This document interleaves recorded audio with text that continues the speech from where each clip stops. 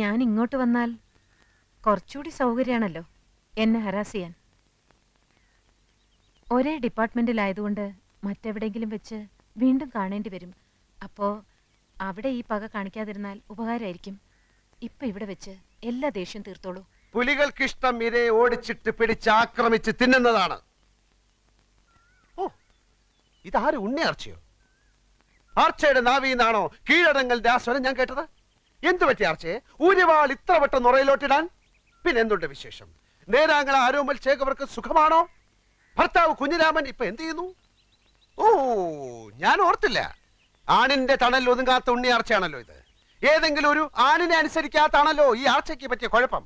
കൊച്ചേ, പാർലമെന്റിൽ സ്ത്രീകൾക്ക് 33 99% സംവരണം ഏർപ്പെടുത്തിയാലും ആണെപ്പോഴും ആണ് തന്നെ. അതോർത്തോളൂ. ഞങ്ങളോട് മതി. എന്ത് മതിയെന്ന്? വീട് തേടി വന്ന ഒരു സ്ത്രീയോട് ഇനിയും ഒറ്റ അടി വെച്ചെന്നാണ്ടല്ലോ എന്നെ പോലീസിൽ പിടിപ്പിക്കുകയും നിന്നെ ആഫീസിലിട്ട് പൂട്ടുകയും ചെയ്ത് ഇവളോട്. അതൊക്കെ കഴിഞ്ഞില്ലേ സാഗറെ? ഓ, കഴിഞ്ഞോ? ഞാനതറിഞ്ഞില്ല. രാമകൃഷ്ണ, നിന്റെ ഉള്ളിൽ ഒരു പെൺകോന്തൻ ഒളിഞ്ഞിരിപ്പുണ്ട്. എനിക്കത് മനസ്സിലാവും. പക്ഷെ സ്ത്രീ എന്റെ ആ ജന്മശത്രുവാണ്. ആ ശത്രുവിന്റെ മേൽ നിങ്ങൾ വിജയം നേടി കഴിഞ്ഞില്ലേ? എനിക്ക് വിജയിച്ച മാത്രം പോരാ, ശത്രുവിനെ കട്ടിച്ച് കീറി താണ്ടവ നൃത്തം ചെയ്യണം. എന്ത് വേണമെങ്കിലും ആകാം. പക്ഷെ ഉച്ചയ്ക്ക് മുമ്പ് ഞാൻ വീടൊഴിഞ്ഞു പോകും. എല്ലാം അതിനു മുമ്പായാ നന്ന്. ഇല്ല മാഡം, ഈ സാഗർ ഒരു പച്ച നിർത്തടാ. നീ എനിക്ക് സർട്ടിഫിക്കറ്റ് ആയിരുന്നോ? ഞാൻ പാവമല്ല, ഞാൻ ഭയങ്കര വൃത്തിയായിട്ടവനാണ്. എല്ലാത്തിനും ഒരിക്കൽ കൂടി ഞാൻ ക്ഷമ ചോദിക്കുകയാണ്. അയ്യോ, അതൊന്നും സാരമില്ലെന്നേ. കാപ്പി കൂടി കഴിഞ്ഞില്ലെങ്കിൽ ഞാൻ ക്ഷണിക്കാം. നമുക്ക് സുഹൃത്തുക്കളായി പിരിയാം.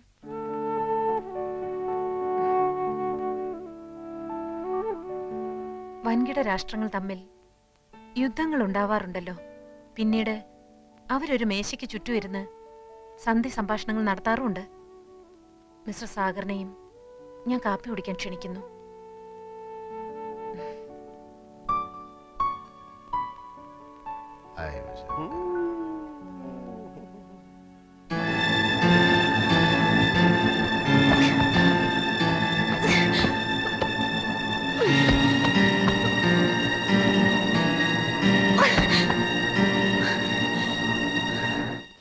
സാറേ, ദേ ആ സാറന്മാര്.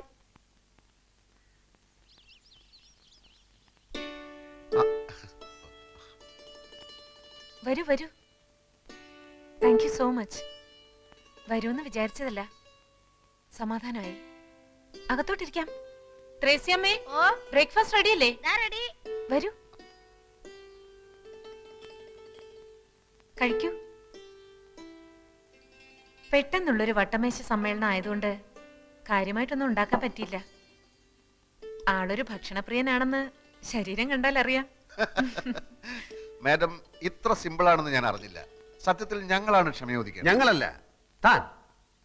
ഞങ്ങൾ നോവലിസ്റ്റുകൾ ഒരു കഥാപാത്രത്തെ സൃഷ്ടിക്കുമ്പോൾ കഥാപാത്രത്തിന്റെ പ്രവൃത്തിയിലൂടെ, കഥാപാത്രത്തിന്റെ സംസാരത്തിലൂടെ ഒരു സ്വഭാവം വരച്ചു കാട്ടും. കഥ ഏതൊക്കെ വഴിത്തിരിവുകളിലൂടെ കടന്നുപോയാലും കഥാപാത്രത്തിന്റെ അടിസ്ഥാന സ്വഭാവം ആദ്യാവസാനം ഒന്ന് തന്നെയായിരിക്കും. അങ്ങനെ ഒരു ലോജിക് മാഡത്തിന്റെ സ്വഭാവത്തിൽ കാണാനില്ല. ഈറ്റപ്പിലെ പോലെ ചാടിക്കടിക്കും, അടുത്ത നിമിഷം മാൻപേടയാകും. What is this? ഈ ലോകത്തുള്ള കോടിക്കണക്കിന് ആളുകളുടെയും മനസ്സ് പഠിച്ച ആളാണോ ഒരു നോവലിസ്റ്റ്? എന്നല്ല. പിന്നെ എനിക്ക് ഈ കഥാപാത്രത്തെ ഒന്ന് പഠിച്ചാൽ കൊള്ളാമെന്നുണ്ട്. പഠിപ്പിച്ചാലും അത് പഠിക്കാനുള്ള കഴിവ് തനിക്കുണ്ടെന്ന് തോന്നുന്നില്ല. സ്ത്രീ തന്റെ ആജന്മ ശത്രുവാണെന്ന് പറഞ്ഞല്ലോ. തന്റെ അമ്മ തന്റെ ശത്രുവാണോ? പെങ്ങള് ശത്രുവാണോ? അതോ അമ്മ പെങ്ങന്മാരൊന്നും ഇല്ലാത്തവനാണോ താൻ? തന്റെ പൈങ്കിളി നോവലിലെ ഏതു നേരവും ദിവാസ്വപ്നം കണ്ടുകൊണ്ട് നടക്കുന്ന വിഡ്ഢിക്കോതയല്ല യഥാർത്ഥ സ്ത്രീ. ഒരു പുരുഷനും യഥാർത്ഥ സ്ത്രീ അറിയില്ല, അവളുടെ മനസ്സറിയില്ല. IAS-കാരനായ കളക്ടർ മുൻപിൽ നോക്കാതെ എന്നെ സസ്പെൻഡ് ചെയ്തു. കാരണം സ്ത്രീ അറിയാനുള്ള പഠിത്തം ആ ഇഡിയറ്റിനുമില്ല. എന്തുകൊണ്ട് ഞാൻ ഇയാളെ പൂട്ടിയിട്ടു? പൂട്ടിയിടുമ്പോ എന്റെ മനോവികാരം എന്തായിരുന്നു? അത് ചോദിക്കാനുള്ള ബുദ്ധി പോലും അയാൾക്കില്ല. കഥാപാത്രത്തെ പഠിക്കാൻ ഇറങ്ങിയിരിക്കുന്നു. പഠിപ്പിക്കാടോ, പഠിപ്പിക്ക എല്ലാരെയും. I am a self made woman. ഒരുത്തിന്റെ ഔദാര്യം ഇല്ലാതെയാണ് സ്വയം ഈ നിലയിലെത്തിയത്. ആരും എന്നെ തോൽപ്പിക്കാൻ ഞാൻ സമ്മതിക്കില്ല. എന്റെ തോൽവി ആഘോഷിക്കാൻ ഞാൻ അതിലും ഭേദം മരണമാണ്. എന്റെ മരണമാണ് നിങ്ങൾ ആഘോഷിക്കേണ്ടത്. മരിക്കാം, മരിക്കാൻ ഞാൻ. Yes, I'll kill myself. മരിക്കാൻ ഞാൻ, മരിക്കാം. രാമകൃഷ്ണ, എന്നെ കാശിത്തുമ്പ എന്ന നോവലിലെ നായിക രാഗിനെ പോലെ വെയിൻ കട്ട് ചെയ്ത് മരിക്കാനുള്ള പുറപ്പെടാൻ തോന്നുന്നു. നീ കത്തി പിടിച്ചു വാങ്ങ. വെയിൻ കട്ട് ചെയ്ത്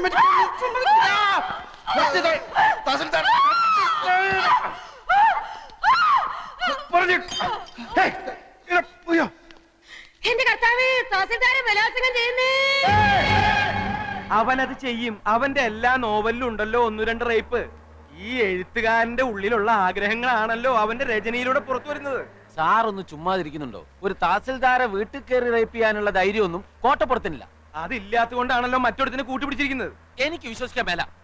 പിന്നെ എന്ത് പാടോ? പത്രങ്ങളിൽ മുഴുവൻ വെണ്ടക്കയിൽ വാർത്ത കൊടുത്തിരിക്കുന്നത്. അതിന് പത്രം എന്റെ മുഖത്തോട്ടെറിയുന്ന എന്തിന്? സാറ് വാരികയുടെ ഉടമസ്ഥനും ഞാൻ അതിന്റെ എഡിറ്ററുമാണ്. അല്ലാതെ സാറ് ജന്മിയും ഞാൻ കുടിയാനൊന്നുമല്ല. അത് ഓർമ്മ വേണം. എന്റെ വിഷമം താൻ മനസ്സിലാക്കാത്ത എന്താ? ഈ കിഴങ്ങന്റെ നോവല് വരാൻ തുടങ്ങിയ പിന്നെ നമ്മുടെ വാരിക ഒന്ന് പച്ച പിടിക്കാൻ തുടങ്ങിയത്. ഇവൻ വല്ല കേസിലും പെട്ട അകത്തായ സാഗർ കോട്ടപ്പത്തൻ നോവൽ ഇതാ വരുന്നു എന്നും പറഞ്ഞ് അനൗൺസ് ചെയ്തിട്ട് ആഴ്ച 3 ജയിലിനകത്തിരുന്നു എഴുതാമല്ലോ. താൻ എന്നെ ഭ്രാന്ത് പിടിപ്പിക്കരുത്. ഇത് കേസ് റേപ്പാ. പോലീസുകാർ കൈയും കാലും തല്ലി ഒടിച്ചാ പിന്നെ ശരീരത്തിന്റെ ഏത് ഭാഗം വെച്ചാ എഴുതുന്നേ? പല്ലു വെച്ചോ, അതോ മൂക്ക് വെച്ചോ, അതോ മറ്റേതെങ്കിലും വെച്ചോ? വണ്ടി നിർത്തളൂ. സർ, മഞ്ചാടി വരിയുടെ മുതലാളി എഡിറ്റർ വന്നിട്ടുണ്ട്. ഓഹോ, വരാൻ പറയൂ. Yes sir. ഭരണകക്ഷിക്ക് പാദസേവ ചെയ്യാനൊന്നുമല്ലടോ ഞാൻ പത്രം നടത്തണേ. ഞാനിപ്പോ പോലീസ് സ്റ്റേഷനിൽ നിന്നാ. ലോക്കപ്പിലൊന്നും അല്ലടോ. സാർ ഇരിക്കണം. ഞാൻ മഞ്ചാടിയുടെ ഒരു സ്ഥിരം വായനക്കാരനാ. ആണോ? ഞാൻ മാമച്ച മുതലാളി. ഇതെന്താണ് സാർ സംഭവിച്ചത്? സാഗർ കോട്ടപ്പുറം ലോക്കപ്പിലാണോ? ആളിനെ ഇപ്പോ സർക്കിൾ ഓഫീസിലേക്ക് കൊണ്ടുപോയിരിക്കാം. എന്തിനെ? ഇൻട്രോഗേഷൻ. എന്താ പറഞ്ഞേ? ചോദ്യം ചെയ്യൽ. നമുക്ക് അയാളെ എത്രയും പെട്ടെന്ന് ജാമ്യത്തിനെടുക്കണല്ലോ. ഇനി കോടതിയിൽ നിന്ന് ജാമ്യം കിട്ടൂ. സാറിന് കാപ്പിയോ ചായയോ അത് തണുത്ത വല്ലതും? സദ്യ ഉണ്ണാൻ ഞാൻ വേറൊരു ദിവസം വരാം. ഇപ്പൊ എന്തെങ്കിലും അടിയന്തരമായി ചെയ്തേ പറ്റൂ. എന്റെ മഞ്ചാടി 3 ലക്ഷത്തിൽ നിന്ന് ഒറ്റയടിക്ക് 6 ലക്ഷമാക്കിയതിൽ കോട്ടപ്പുറത്തിന്റെ പങ്ക് ചില്ലറയൊന്നും അല്ല. സാർ, ഈ റേപ്പ് ചെയ്യപ്പെട്ടു എന്ന് പറയുന്ന തഹസീൽദാരുടെ നാവിൻതുമ്പത്ത കോട്ടപ്പുറത്തിന്റെ ഭാവി. പെണ്ണുങ്ങൾക്കാണല്ലോ ഇപ്പൊ നിയമത്തിന്റെ എല്ലാ സംരക്ഷണവും. കോട്ടപ്പുറം സാറും തഹസീൽദാരും തമ്മിൽ നേരത്തെ ഒരു വടംവലി ഉണ്ടായിരുന്നു. അതിന്റെ പ്രതികാരമാവാനും മതി. എന്തായാലും സാർ ഈ തഹസീൽദാരെ ഒന്ന് കണ്ട് ഒരു അമിക്കബിൾ സെറ്റിൽമെന്റ് ശ്രമിക്കുന്നതാ ബുദ്ധി. എന്റെ അനുവാദം ഇല്ലാതെ എന്റെ വീട്ടിൽ കയറിയവനൊക്കെ അതിന്റെ ഫലം അനുഭവിച്ചിട്ടുണ്ട്. ബഹുമാനപ്പെട്ട തഹസിൽദാർ, ഇതൊരു ജീവൻ മരണ പോരാട്ടമാണ്. ഉടൻ വരുന്നു. സാഗർ കോട്ടപ്പുറത്തിന്റെ പുതിയ നോവൽ എന്ന് പരസ്യം ചെയ്തിട്ട് ആഴ്ച 3 കഴിഞ്ഞു. ഞാൻ മാപ്പ് പറയാം, കാല് പിടിക്കാം. കോട്ടപ്പുറത്തിന്റെ പേരിലുള്ള കേസ് പിൻവലിക്കണം. ദയവ് ചെയ്ത് അയാളെ കഥ എഴുതാൻ അനുവദിക്കൂ. ഇനി ഒരിക്കലും അയാൾ കഥ എഴുതരുത്. മലയാള സാഹിത്യത്തിൽ മഞ്ചാടി എന്ന വാരികയ്ക്കും സാഗർ കോട്ടപ്പുറം എന്ന നോവലിസ്റ്റിനും ചവിറ്റുകൊട്ടയിലാണ് സ്ഥാനം. 6 ലക്ഷമാണ് ഞങ്ങളുടെ സർക്കുലേഷൻ. അതിൽ കൂടുതൽ സർക്കുലേഷനുള്ള ചവറുകൾ വേറെയുണ്ട്. യഥാർത്ഥത്തിൽ കോട്ടപ്പുറം നിങ്ങൾ റേപ്പ് ചെയ്തോ? Get out. I said get out.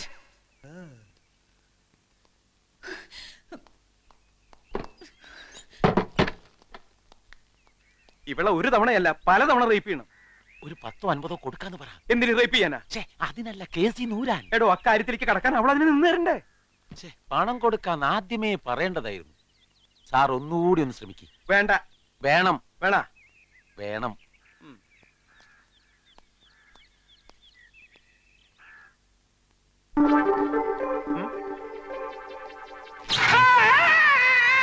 സാറേ,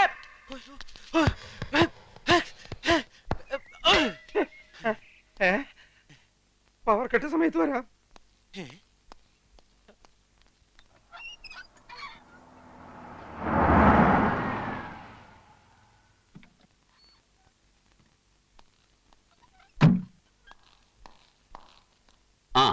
എപ്പോ വന്നു? കുറച്ചു നേരായി.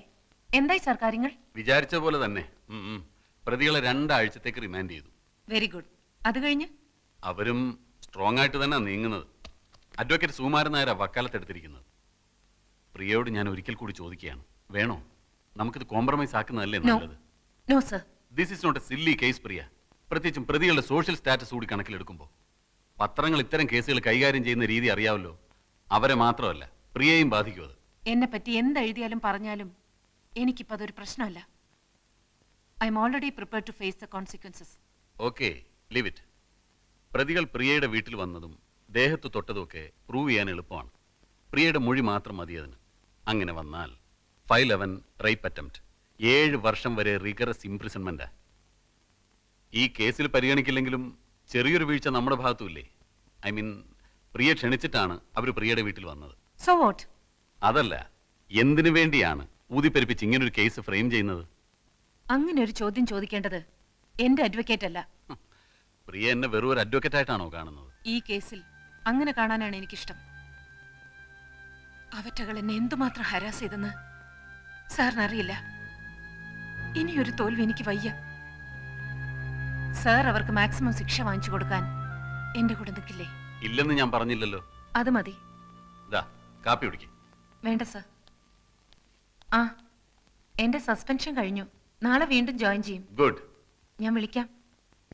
ഇനി നമ്മൾ എന്താ ചെയ്യേണ്ടത്? തൽക്കാലം ഒന്നുമില്ല. ബെയിൽ പെറ്റീഷന്റെ ആർഗ്യുമെന്റ് കഴിയട്ടെ. ഓക്കെ സർ, വരട്ടെ.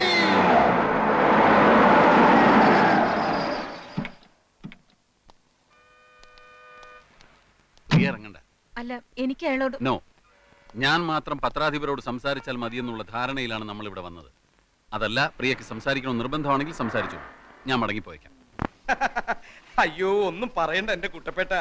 ഈ ഗസറ്റഡ് യക്ഷി ആദ്യം ഇറങ്ങുന്ന ആഴ്ച 50,000 കോപ്പി കൂട്ടി. ഇപ്പൊ ഇതാ 4-ാം അധ്യായം ഇറങ്ങുമ്പോ ആകെ ഇരിക്കപ്പുറത്തില്ലാതിരിക്കുക.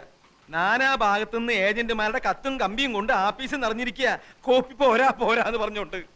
ഇങ്ങനെ പോയാ 10 ലക്ഷത്തിൽ നിൽക്കും തോന്നണില്ല. ഒന്നാമത് കോട്ടപ്പുറത്തിന്റെ റേപ്പ് കേസാ ഇത്രയും ബഹളത്തിന് കാരണം. കർത്താവിന്റെ കൃപ എന്നല്ലാണ്ട് എന്താ പറയാ. ഞാൻ പിന്നെ വിളിക്കാൻ കുട്ടപ്പേട്ട. വാതിൽ തട്ടുന്നു, ഏജന്റുമാരായിരിക്കും. Yes, coming. Sir, advocate Nambiar വന്നിട്ടുണ്ട്. വരാൻ പറയേ. ആ, വരണം നമ്പ്യാർ, വരണം. ഇരിക്കണം. എന്താ ഇവിടെ കസേരയില്ലേ? ഉണ്ടല്ലോ, ഇരിക്കി. ഗസറ്റഡ് യക്ഷി എന്ന നോവലിലെ നായിക തഹസിൽദാരല്ല, മുനിസിപ്പൽ കമ്മീഷണറാണെന്ന് നിങ്ങൾ പറയുമായിരിക്കും. യഥാർത്ഥ സംഭവങ്ങളാണ് നോവലിൽ പറയുന്നതെന്ന് തെളിയിക്കാൻ ചിലപ്പോൾ എനിക്ക് കഴിഞ്ഞില്ലെന്നും വരും.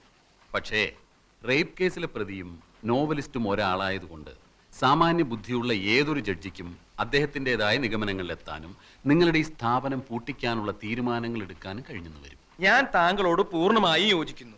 പക്ഷേ ഇത് ഇന്ത്യ മഹാരാജ്യമായതുകൊണ്ടും എന്റെ കയ്യിൽ ആവശ്യത്തിലേറെ പണമുള്ളത് കൊണ്ടും വേണ്ടി വന്നാൽ സുപ്രീം കോടതി വരെ പോകാമെന്ന വിശ്വാസമുള്ളത് കൊണ്ടും താങ്കളുടെ ഭീഷണി ഈ മാമച്ചനോട് വേണ്ട എന്ന് പറയാൻ ഞാൻ ആഗ്രഹിക്കുന്നു.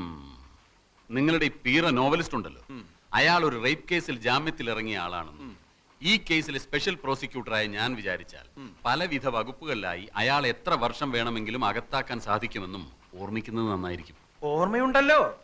ഈ നോവല് പ്രസിദ്ധീകരിച്ചില്ലെങ്കിലും നിങ്ങളും നിങ്ങളുടെ ആ അലപലാതി യക്ഷിയും അതിന് ശ്രമിക്കുമെന്നറിയാലോ. അപ്പോ എന്ത് പ്രത്യാഘാതവും നേരിടാൻ ഒരുക്കമാണെന്ന് അർത്ഥം. അതെ, ഒരു കോംപ്രമൈസും ഇല്ല. കോംപ്രമൈസ് ആയിരുന്നു ഉദ്ദേശമെങ്കിലും ഭീഷണിയുടെ ഭാഷ പുറത്തെടുത്ത എന്തിനാ? ഈ മാമച്ചൻ ഒരു പേടിത്തൂറിയാണെന്ന് വിചാരിച്ചു അല്ലേ? മീൻ കച്ചവടത്തിൽ തുടങ്ങിയതാ ഞാൻ എന്റെ ജീവിതം. പിന്നീട് റബ്ബർ എസ്റ്റേറ്റ് ആയി. റബ്ബറിന് വില കുറഞ്ഞപ്പോ ഞാൻ സാഹിത്യത്തിലേക്ക് കിടന്നു. ആ എന്നോടോ? മിസ്റ്റർ, അവിവാഹിതയായ ഒരു ചെറുപ്പക്കാരി അപമാനിച്ചിട്ടല്ല നിങ്ങളുടെ വാരികയുടെ സർക്കുലേഷൻ കൂട്ടേണ്ടത്. അവിവാഹിതനായ എന്റെ നോവലിസ്റ്റിനെ കള്ളക്കേസിൽ കൊടുക്കാമെങ്കിൽ ഇങ്ങനെയും എനിക്ക് എന്റെ വാരികയുടെ സർക്കുലേഷൻ കൂട്ടാം. ഇനി ഞാനൊരു കോംപ്രമൈസ് പറയാം. കോട്ടപ്പുറത്തിന്റെ പേരിലുള്ള റേപ്പ് കേസ് പിൻവലിച്ചിട്ട് ഇങ്ങോട്ട് വരൂ. ഗസറ്റഡ് യക്ഷിയുടെ പ്രസിദ്ധീകരണം നിർത്തുന്ന കാര്യം അപ്പൊ ആലോചിക്കാം. ഇല്ല, ഇനിയിപ്പോ ഒന്നും നോക്കാനില്ല. ആ സ്കൗണ്ടറിന് മാക്സിമം ശിക്ഷ വാങ്ങിച്ചു കൊടുക്കുക. എന്നിട്ട് ജയിലിനകത്തിട്ട് അവന് എഴുതുന്ന കൈയുണ്ടല്ലോ, പോലീസുകാർക്ക് കാശ് കൊടുത്ത് ആ കൈ തല്ലി ചതയ്ക്കുക. നാട്ടുകാരുടെ മുമ്പിൽ വിഴുപ്പലക്കണ്ടല്ലോ എന്ന് ഓർത്താ കോടതിക്ക് പുറത്തു വെച്ച് തീരുന്നെങ്കിൽ തീർന്നോട്ടെ എന്ന് കരുതിയത്. ഇപ്പൊ എനിക്ക് മനസ്സിലായി, ഈ വൃത്തികെട്ടവന്മാരെ വെറുതെ വിട്ടാൽ സമൂഹത്തിന് തന്നെ അത് വലിയ ദോഷം ചെയ്യും. പ്രിയ പറഞ്ഞതാ ശരി. ഇനി ഒന്നും ആലോചിക്കാനില്ല, ഒക്കെ ഇനി കോടതിയിൽ. Your Honor, you have already allowed petition 315 CRPC. So let me examine the accused number 1 and 2 as witnesses. Yes, you may proceed.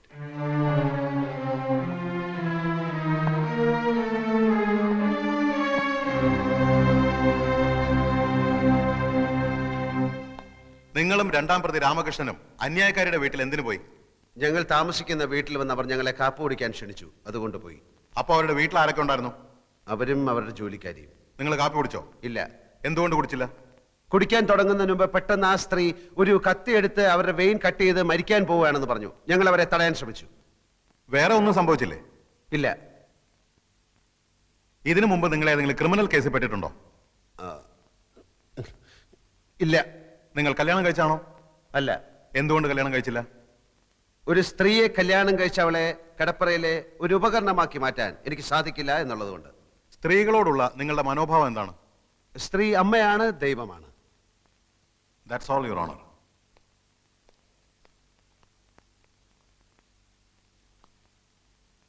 ദൈവത്തെ അപമാനിക്കലാണോ നിങ്ങളുടെ ജോലി? എന്റെ ജോലി കഥ എഴുത്താണ്. അല്പം മുമ്പ് നിങ്ങൾ പറഞ്ഞു സ്ത്രീ അമ്മയാണ്, ദൈവമാണെന്നൊക്കെ. അങ്ങനെ പറഞ്ഞ നിങ്ങൾ ഗസറ്റ് ഡിയക്ഷി എന്ന ആഭാസകരമായ ഒരു നോവൽ എഴുതി സ്ത്രീ വർഗത്തെ തന്നെ അപമാനിക്കാൻ ശ്രമിക്കുകയാണെന്ന് ഞാൻ പറഞ്ഞാൽ നിഷേധിക്കാൻ പറ്റുമോ? നോവലല്ല, ജീവിതം. ഓഹോ, സ്ത്രീയെക്കുറിച്ചുള്ള നിങ്ങളുടെ കാഴ്ചപ്പാടല്ലേ ആ നോവലിൽ എഴുതിയിരിക്കുന്നത്? അല്ല, ഈ ലോകത്ത് നല്ല സ്ത്രീകളും ചീത്ത സ്ത്രീകളുമുണ്ട്. നല്ല സ്ത്രീകളെ നായികമാരാക്കി ഞാൻ ധാരാളം നോവലുകൾ എഴുതിയിട്ടുണ്ട്. പക്ഷെ ഗസറ്റ് രക്ഷയിലെ നായിക ഒരു വൃത്തികെട്ട സ്ത്രീയാണ് എന്ന് മാത്രം. അന്യായക്കാരിയോടുള്ള പക തീർക്കാനല്ലേ നിങ്ങൾ ആ നോവൽ എഴുതിയത്? കാശിന് വേണ്ടിയാണ് ഞാൻ നോവൽ എഴുതുന്നത്. ഗസറ്റ് രക്ഷയിലെ നായികയുടെ ചിത്രത്തിന് അന്യായക്കാരിയുടെ മുഖം എങ്ങനെ വന്നു? അത് ചിത്രം വരച്ച ആളോട് ചോദിക്കണം. നിങ്ങൾ മദ്യപിക്കാറുണ്ടോ? ആ, അത്യാവശ്യം. ഇതുവരെ ഒരു കേസിലും പ്രതിയായിട്ടില്ല എന്ന് നിങ്ങൾ പറഞ്ഞു. മദ്യപിച്ച് അന്യായക്കാരിയുടെ വീട്ടിൽ കയറിയതിന് നിങ്ങളെ പോലീസ് അറസ്റ്റ് ചെയ്തിട്ടില്ലേ? രണ്ടാം പ്രതി രാമകൃഷ്ണന്റെ വീടാണെന്ന് കരുതിയാണ് ഞാൻ ആ വീട്ടിൽ കയറിയത്. എന്ത് കരുതി എന്നുള്ളതല്ല, നിങ്ങളെ പോലീസ് അറസ്റ്റ് ചെയ്തോ ഇല്ലയോ? പോലീസ് അറസ്റ്റ് ചെയ്തില്ല, എന്നെ കൂട്ടിക്കൊണ്ടുപോയി. SIക്ക് സത്യം ബോധ്യമായപ്പോ എന്നെ വെറുതെ വിട്ടു. ഈ സ്ത്രീകൾ തനിച്ച് താമസിക്കുന്ന വീട്ടിൽ കയറി ബ്രേക്ക്ഫാസ്റ്റ് കഴിക്കലാണോ നിങ്ങളുടെ ജോലി? ബ്രേക്ക്ഫാസ്റ്റ് കഴിക്കാൻ തോന്നുമ്പോൾ ആ വീട്ടിൽ സ്ത്രീകൾ തനിച്ചാണോ സംഘം ചേർന്നാണോ താമസിക്കുന്നത് എന്ന് ഞാൻ നോക്കാറില്ല. ഏത് സ്ത്രീ വിളിച്ചാലും നിങ്ങൾ ബ്രേക്ക്ഫാസ്റ്റ് കഴിക്കാൻ പോവോ? ബ്രേക്ക്ഫാസ്റ്റ് മാത്രമല്ല, ലഞ്ചും സപ്പറും ഒക്കെ കഴിക്കാൻ പോകും. വർഷങ്ങളായി മനസ്സിൽ കൊണ്ടു നടന്ന അന്യായക്കാരിയോടുള്ള പക തീർക്കാൻ വേണ്ടിയാണ് നിങ്ങൾ അവരെ മാനഭംഗം ചെയ്യാൻ ശ്രമിച്ചതെന്ന് ഞാൻ പറഞ്ഞാൽ നിഷേധിക്കാൻ കഴിയൂ? കഴിയും. ഞാൻ ഈ സ്ത്രീയെ ആദ്യമായി കാണുന്നത് തന്നെ ഏതാനും ദിവസങ്ങൾക്ക് മുൻപാണ്. ഓഹോ, സ്ത്രീയെ കിടപ്പറയിൽ വെറും ഒരു ഉപകരണമാക്കി മാറ്റാൻ സാധിക്കാത്തതുകൊണ്ടാണ് നിങ്ങൾ കല്യാണം കഴിക്കാത്തതെന്ന് ഇവിടെ പറഞ്ഞു. അതെ. നിങ്ങളുടെ അച്ഛന്റെ പേര് കൃഷ്ണമേനോൻ. അതെ. അമ്മ ലക്ഷ്മിക്കുട്ടി അമ്മ. അതെ. ഇതാരുടെ കല്യാണക്കത്താണ്? ഇതാരുടെ കല്യാണക്കത്താണെന്നാ ചോദിച്ചത്. പറയൂ. എന്റെ കല്യാണക്കത്താണ്. എന്ന് വെച്ചാൽ സ്ത്രീയെ കിടപ്പറയിലെ ഉപകരണമാക്കി മാറ്റാൻ ഇഷ്ടമില്ലാത്ത നിങ്ങളുടെ വിവാഹ ക്ഷണപത്രം. നിങ്ങളുടെ ഭാര്യ ഇപ്പൊ എവിടെ?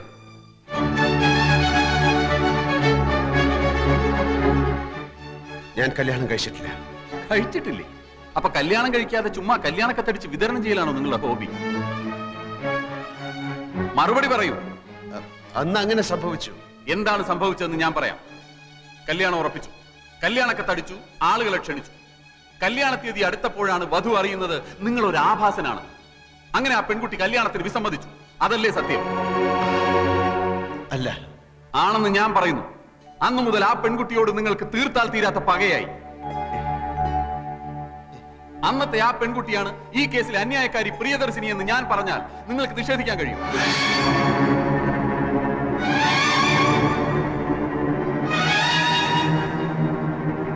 ഈ ക്ഷണക്കത്തിലെ വധു പ്രിയ മേനോൻ തന്നെയാണ് അന്യായക്കാരി പ്രിയദർശിനി. വരൻ വിദ്യാസാഗർ തന്നെയാണ് ഇപ്പോഴത്തെ ഈ novelist Sagar Kottappuram. Your honour, അന്ന് തന്നെ നിഷേധിച്ച പെൺകുട്ടിയോടുള്ള മുൻ വൈരാഗ്യം തീർക്കാൻ വർഷങ്ങളായി അവസരം തേടി നടന്ന പ്രതി ഒടുവിൽ ഈ കിട്ടിയ സന്ദർഭം ഇവിടെ ഉപയോഗപ്പെടുത്തുകയായിരുന്നു എന്നുള്ളതാണ് സത്യം. That's all your owner.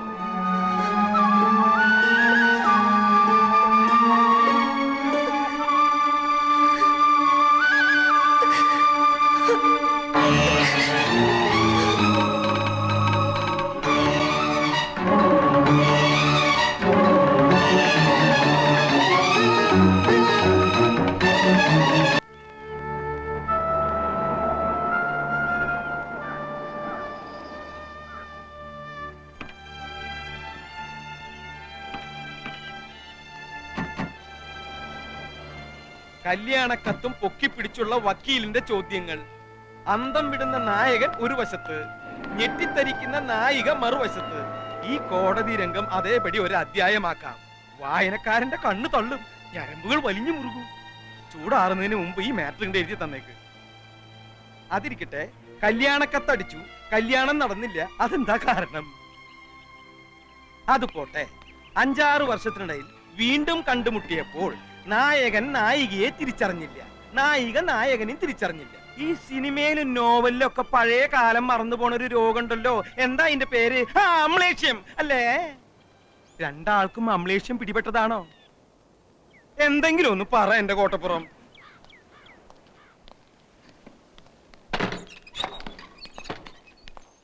ഇപ്പൊ തന്നെ എഴുതി തന്നാ ഇപ്പൊ തന്നെ കമ്പോസിങ്ങിന് കൊടുക്കാം. നായകനും നായികയ്ക്കും അമ്ലേഷ്യം വേണ്ട, വായനക്കാര് വിശ്വസിക്കില്ല.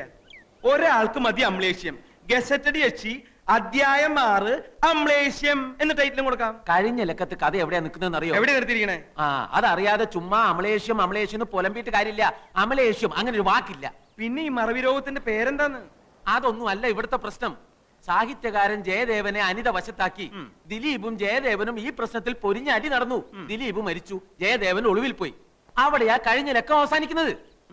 അടുത്ത ലക്കത്തിൽ പെട്ടെന്ന് എങ്ങനെ നായകനും നായികയും കോടതിയിലെത്തും? നായകനെ പോലീസ് പിടിക്കട്ടെ. എന്നിട്ട് നായകൻ പോലീസിനോട് പറയുന്നു നായികയുടെ പ്രേരണ മൂലമാണ് താൻ ദിലീപിനെ കൊന്നതെന്ന്. അപ്പൊ നായികയും പോലീസ് പിടിക്കും. അങ്ങനെ നായകനും നായികയും കോടതിയിൽ മുഖാമുഖം നിൽക്കും. വക്കീൽ ചോദ്യങ്ങൾ ചോദിക്കും. പെട്ടെന്നാണ് കഥയിൽ ട്വിസ്റ്റ് വരുന്നത്. അവർ പണ്ടെന്നോ കല്യാണക്കത്തടിച്ചിട്ടും കല്യാണം കഴിക്കാത്തവർ. അമ്ലേഷ്യം. എന്താ കുഴപ്പം?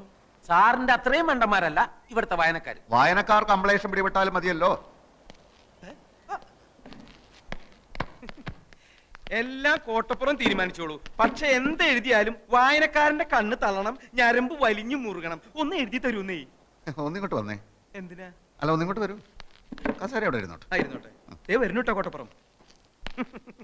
അമ്ലേഷ്യം. ഇയാൾ എവിടുത്തുകാരനാടോ? ചങ്ക് പൊട്ടി നിൽക്കുന്ന ഒരു മനുഷ്യനോട് ഇങ്ങനെയാണോ സംസാരിക്കുന്നത്? കോടതി രംഗം കഥയാക്കണത്രേ. കോടതിയിൽ കണ്ടത് അയാളുടെ ജീവിതമാണ്. അത് തന്റെ അളിഞ്ഞ വാരികയിൽ എഴുതാനുള്ളതല്ല. അളിഞ്ഞ വാരികയോ മഞ്ചാടിയോ? എന്നെ പറഞ്ഞാൽ ഞാൻ സഹിക്കും. വാരികയെ പറ്റി പറഞ്ഞാൽ ഇറങ്ങി പോടോ, ഒച്ച വെക്കാതെ. എന്നോട് ഇറങ്ങി പോവാനോ? താൻ ഇറങ്ങടോ ആദ്യം. ഞാനാ ഈ മുറിക്ക് വാടക കൊടുക്കണേ, അല്ല തന്റെ അപ്പാപ്പനെ. നമ്മൾ തമ്മിലുള്ള മുൻപരിചയമൊക്കെ ഞാൻ മറന്നുപോയി. കാരണം എനിക്ക് അമ്നേസിയാണ്.